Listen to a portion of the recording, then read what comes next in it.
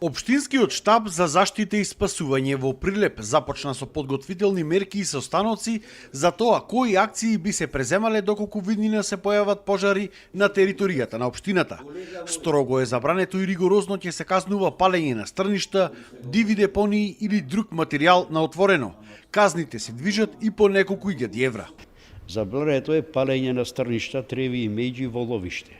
И кај нас цело поле, да речем, Пелагонијата е ловиште на прелетен дивеч. И при употребата на комбајните, комбајнерите мора да си го опремат комбајните со потребната опрема за заштита и гасење на пожар. Ќе се казнува шетањето во шума без дозвола од 1 јули до 31 август.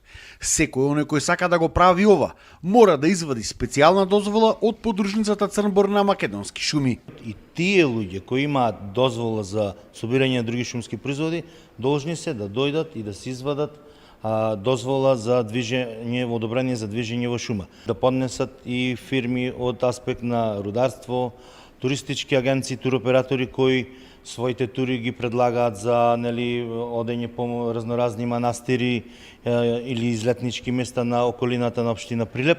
Од ТПП Прилеп повикуваат да се преземат превентивни мерки, особено за заштита кај планинските манастири.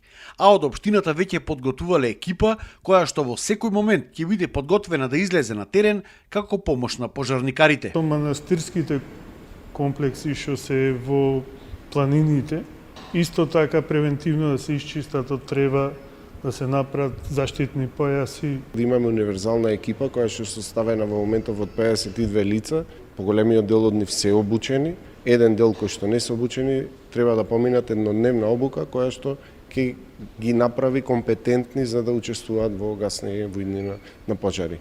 Со дел од македонската диаспора, општината веќе разговарала за донација на опрема за гасење на пожари на отворено во Прилеп, која што би можела за многу брзо истата да биде реализирана. За Сител Дарко Штарговски.